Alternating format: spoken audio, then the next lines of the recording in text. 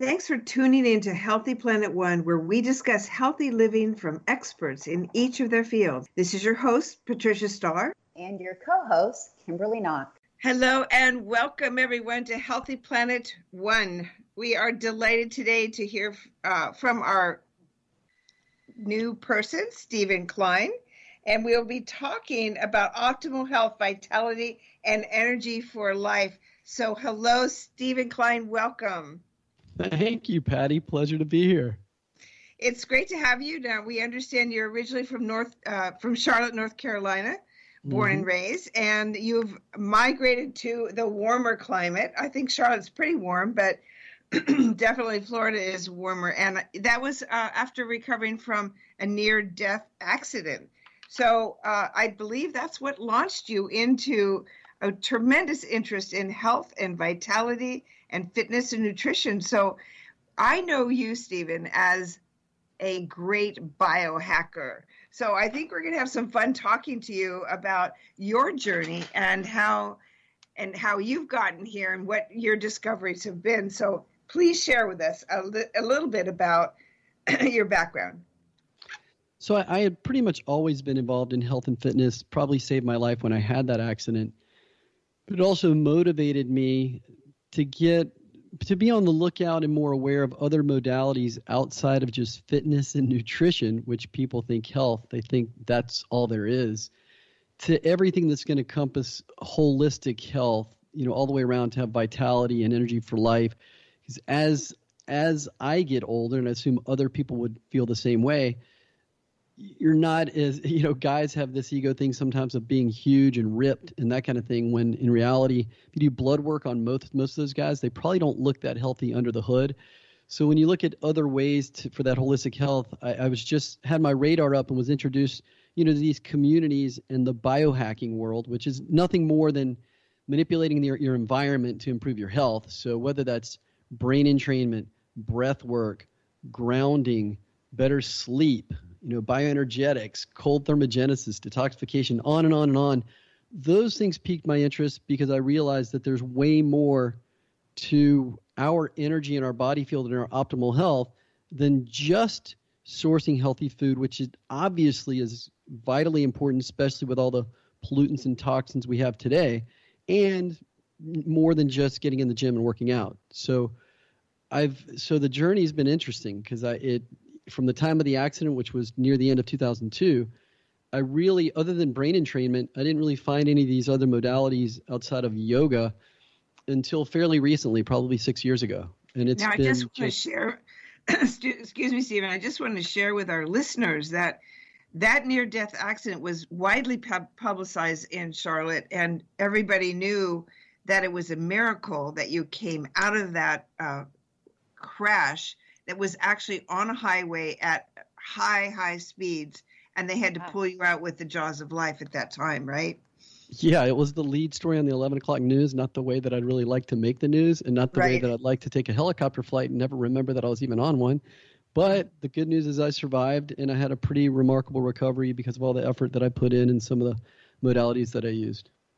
Oh, that's awesome. And so now you plan to live a long and happy, energized life with vitality. So let's hear about some of this biohacking that you've done over the time. Okay. The goal for me is to, however long I do live, I have vitality up until, the last day.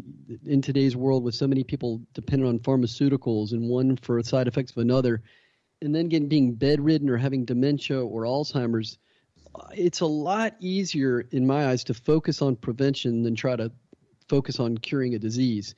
So that's kind of what, sparks me into this stuff. So there's a lot of things. Breath work is probably the most available thing to everybody that's free.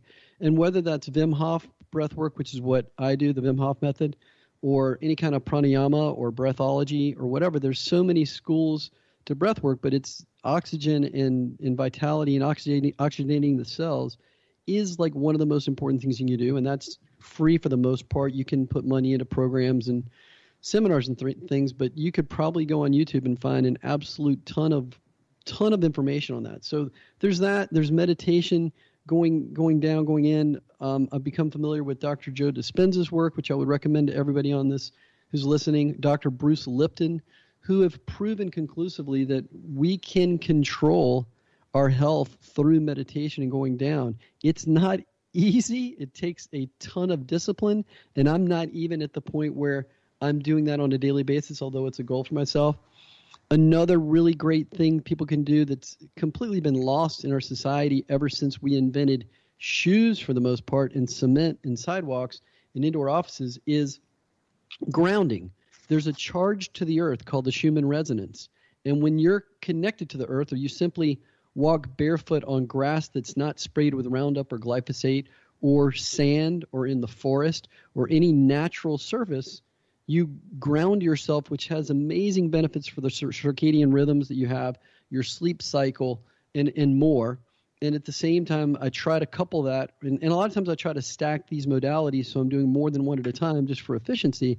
But if I'm going to do my grounding, this morning I rode my bike down to the pier that we have here in downtown St. Pete where we have a beach, and I walked barefoot for 10 minutes on the sand, or 15 minutes, while I watched the sunrise. That early morning sun has incredibly beneficial properties for the circadian rhythms also, in addition to grounding, as well as healing your skin. If you get sunburn, it'll heal sunburn. It'll also help you adapt your skin to be able to tolerate more sunlight in the more dangerous higher levels of sun, from 12 to 4 p.m. or so. So you get what's called a solar callus. And most people have no idea that these things are available to you. It's also incredibly beneficial for your vision. Well, you're saying nature is here to support us. That's what I'm hearing. And Kimberly, you resonate with that a lot, don't you? Well, 100%, because as Patricia knows, I pretty much go to the beach in the morning and in the evening, because if I spend a lot of time on a computer, I am very highly sensitive to EMFs. I've been having rooting out that problem for years since the modem went under my desk. But if I wake up and I don't feel well, I was at the beach this morning. I walk for an hour, and even when it's raining, I'll run, I'll do my thing. And if I'm at a computer doing Zoom calls, a lot of us are, and we wonder why we can't sleep, sometimes it's because of that. And just like you said, as soon as your feet hit that sand, your body, it's just connection. It's all energy. It's quantum physics. The charges, they just magnetize, and our body loves the grounding. You're right. So that means, Stephen, that you're really ready for our interview today. That is so. So you've got a lot of other things that you want to share. So tell us. So the EMF thing is huge. One of the other things that I do, you can invest in a pair of blue light blocking glasses to prevent that blue light that comes off either your phone screen or your computer.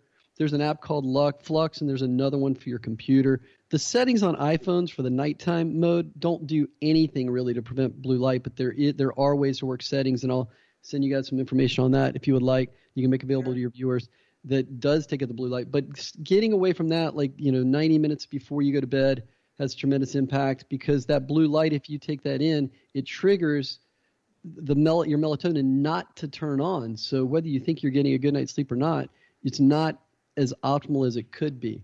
So EMFs are an issue. And again, when you do walk on the ground and you get grounded, that helps you counter the negative effects of EMFs as well. And Patricia, all biohacking really is just getting back to what we had as far as optimal things with nature before we came around and messed things up with the toxic things we've done to the environment in the earth, whether it's the air pollution, what we've done to the ground soil, and now glyphosate from the Roundup chemical, which is incredibly pervasive globally. It comes down in rainwater now.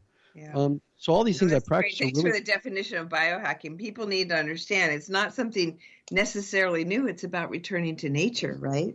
Exactly. Yeah, it's not like, hey, I'm going to outsmart God or nature and do my own thing.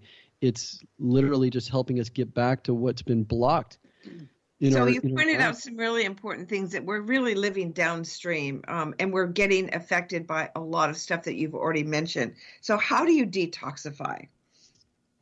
Well, there's a few things that I do. One of my favorite modalities is I use Therasage's portable infrared sauna that's full spectrum, which is probably the number one thing to detox on the planet. Not just their sauna, but there are others. They're completely different from an ambient sauna, which is just raised temperature heat. An infrared sauna uses frequencies from the sun that are invisible. You can't see them, but they detox your entire body in a way that nothing else can, along with a lot of other benefits. But for detox, I started doing coffee enemas, which I had an aversion to for probably 5 years because, ooh, that's gross. How am I going to, I'm not going to do that. But for detoxifying my liver, which if you think about in today's world, your liver should be able to do its job and you should never need to do a coffee enema, you would think. But because of what we've done to the environment, not cleansing your liver would be like you getting a new car and taking your oil filter from your old car, putting it in the new car, and continuing to do that with the same filter throughout the course of your driving lifetime. So it's really, really important to help your liver now cleanse so it can do its job with all of these toxins that are being thrown at us. Good. So I also have the Therasage sauna. I upgraded last year. I love it. So I've been using the far infrared sauna to help detox my cells since 2013. It's made a huge difference, especially to people that may have the, detoxification slowdown from I have the MTHFR gene mutation, anything with the EMF. So you're right. It works amazing. So I combine that with grounding. Makes a huge difference. Awesome. And what else do you use, Stephen? For detox? Yeah. God, I mean, I will fast. Usually about once a year. I'll fast for a prolonged period of time where all I'm going to consume is structured water with sea salt. But I'll usually fast once a week for 24 hours, which is way easier than people would think. If you don't, if you eat a late lunch and then, go through the following lunch, that's 24 hours, it's easy and you still get a ton of benefits with the autophagy and things that happen to your body from fasting. Most people, of course, are taught that, oh my God, if you fast, all your lean muscle is going to get eaten up and your body's going to eat it. And that's not the case at all. I was of that opinion as well. I was one of these guys that ate 5-6 meals a day, every 3 hours, low fat, and, no meat. And I've kind of completely 180'd as of about 5 years ago and get tremendous benefits from fasting and what it does to detox the body as well. Wow. And then you also do a lot with cold thermogenics, and tell us more about that. So although I moved to Florida because I don't like cold weather, I learned through, biohacking through Wim Hof, who's the master of cold thermogenesis and has like over 30 world records for exposure to cold. He even climbed Mount Everest in shorts to the dead zone and has taken other people to the top of Mount Kilimanjaro, people as old as 75 years old with all kind of maladies in the same way where he taught them through breath work and other things how to do that. But exposing your body to cold temperatures, whether, I do it in ice baths or in commercial ice cold tub, set at about 45 degrees, it helps create brown fat in the body, which you have naturally as a baby. You're born with tons of it. But because we live in such a comfortable world where our thermostat is set for everything, we don't experience the hormesis or the adaptive response that our body would normally go through again in nature. If you think of what our ancestors went through thousands of years ago, where it got cold and they had to live in the cold and adapt to it. So there's tremendous benefits of the cold fat, what it does to lower your resting heart rate, what it does with the benefit to benefit your metabolism, to boost your immune system. There's so many benefits that I can't recall all of them offhand, but I don't enjoy. How often do you do that, Steve? Ideally, I would do it 3 times a week. I haven't been doing quite as often. It also helps a ton with sleep, by the way, a ton. So even though it's uncomfortable, what happens is once you get in, you get an initial shock. But when you breathe into it, after you get your breath back, quote unquote, after about 15 seconds or so, it's really not a bad feeling at all. Although every time you do it, you're still going to feel that shock when you get into the water and you have a rapid breathing until you relax into it. So it's never. I mean, some people really, really love to do it. I'll tell you what's awesome is if you have a setup where you could do the infrared sauna for 15 minutes, jump in a cold shower, which unfortunately we can't have where we live because the water comes out at about 70 degrees. Right. That may be a great way for people to start because that's still going to feel cold to the average person. But here in Florida, it's not really that cold. But doing 15 minutes in an infrared sauna, then 5 minutes or so in an ice tub or a cold shower, and then back in the infrared sauna. It does absolutely amazing things. Wim Hof will always say to end on cold with